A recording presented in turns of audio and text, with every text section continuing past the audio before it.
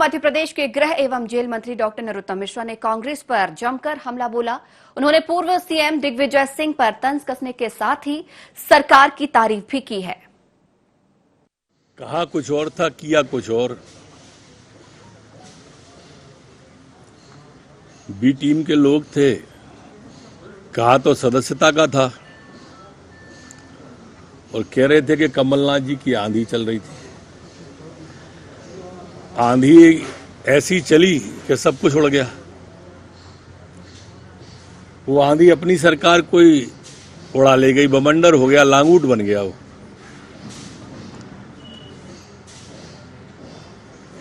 और पूरा का पूरा सरकार को ले गई, क्योंकि वो आंधी झूठ की आंधी थी, भ्रष्टाचार की आंधी थी। वहां देखने में सिर्फ यही आया कि टिकट मांगने वाले आपस में मुंह बात कर रहे थे, बाकी ग्वालियर में कुछ नहीं था। ये ट्वीट ही कर सकते हैं, मैं लगातार रोज कह रहा हूं। ट्वीट तो आज सिब्बल जी ने भी किया है, दोबारा ट्वीट किया है। जो पार्टी अपने अंदर का लोकतंत्र नहीं बचा सकती, वो देश के लोकतंत्र को बचाने की बात करती है। राजस्थान में उनके विधायक चले गए तो कहने लगे कि लोकतंत्र की हत्या हो गई, और वापिस आ गए तो लोकतंत्र का पुनर्जन्म हो गया। ऐसी तो पार्टी है, वो कभी पुनर्जन्म कर लेती है, कभी हत्या कर देती है। उन सबसे प्रार्थना करूंगा कि एक भी झूठा हो तो मीडिया के सामने लाके रखें। किसी पे भी झूठा प्रकरण दर्ज हुआ हो, वो दरअसल कार्यकर्ताओं के लिए नहीं जा रहे, भूमाफियाओं के लिए जा रहे हैं। जिन भूमाफियाओं के खिलाफ लड़ाई लड़ने की बात करते थे, उनकी लड़ाई लड़ने जा रहे हैं। 2500 बीघा सरकारी फॉरेस्ट की जमीन खुर्द-बुर्द कर दी और बेच दी। ये वो मामला है जिसके लिए वो जा रहे हैं।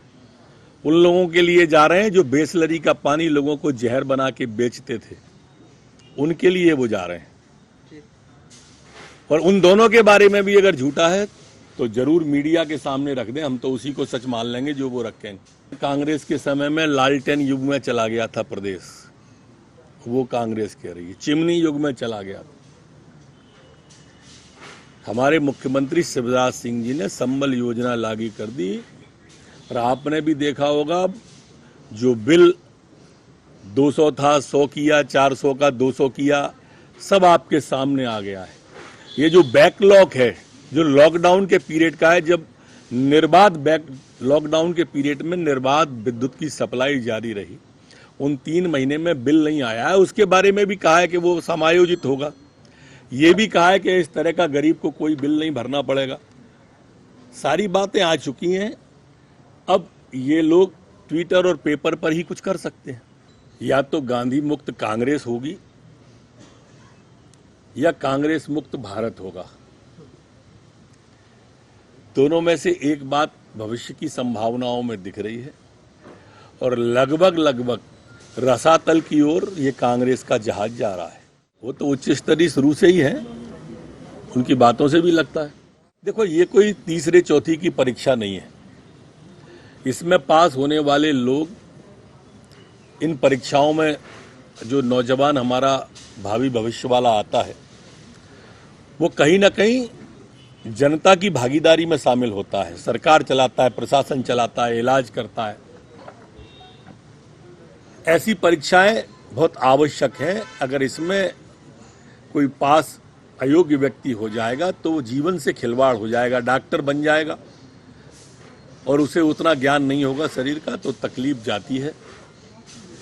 और इसलिए इसको मुद्दा, मेरे ख्याल से नौजवान के भविष्य को मुद्दा नहीं बनाना चाहिए। कोई भी यूरिया की कालाबाजारी करेगा, राशन की कालाबाजारी करेगा तो जेल ही जाएगा।